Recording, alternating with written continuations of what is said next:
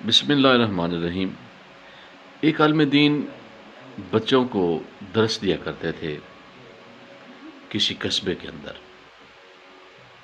تو لوگ جو تھے وہ انہوں نے ان کا وظیفہ قائم کر رکھا تھا۔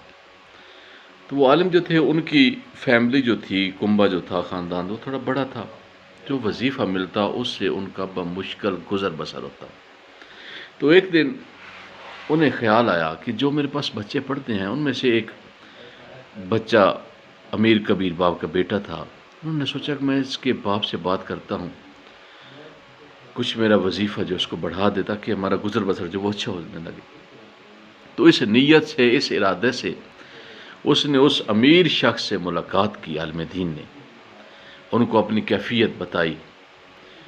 تو جب وہ الفاظ ان کے زبان سے نکلنے کی دیر تھی، جو اس عالم کی پہلے اہمیت تھی، حیثیت تھی، وہ گرنی شروع ہو گئی اس شخص کی نظر میں، کیونکہ ہر بندہ جو ہے وہ دل کا گھنی نہیں ہوتا۔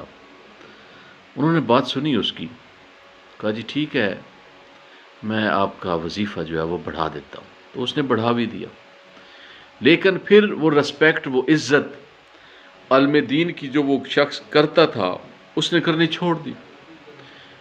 راستے میں، گلی میں، آگے پیچھے ملنا، سلام تک نہ کرنا۔ تو ان کو سخت رنج پہنچا اس بات سے کہ 4 ٹکے تو بڑھ گئے، لیکن جو رسپیکٹ تھی، جو عزت تھی، اس میں کمی آ گئی۔ تو انہوں نے کچھ ماہ بعد جو تھا، اس نے جب وظیفہ بھیجا تو جو اضافی تھا، ایکسٹرا تھا، وہ انہوں نے واپس کر دیا اور کہا کہ ہمارا گزر بسر بس ہو گیا ہے، آپ کی مہربانی، آپ نے جو اضافی ہمیں دیا تھا اس کو آپ رہنے دیں۔ تو اس کے دل میں خیال آیا کہ یہ کیسے ہے۔ اس نے سمجھا، پھر اس نے اس کی بات کی تہ تک پہنچنا چاہا، پوچھ گچھ اس نے شروع کی۔ تو جب انہوں نے وظیفہ نہ لیا تو ان کی کیفیت اور پوزیشن اور حیثیت یہ تھی کہ ان کے گھر میں فاقے تھے۔ اس کو بتایا گیا کہ وہ تو بہت بڑی فیملی ہے، فاقوں تک کی نوبت ہے۔ تو اس نے کہا ان اللہ کے بندوں نے تو وظیفہ اضافی لینے سے منع کر دیا۔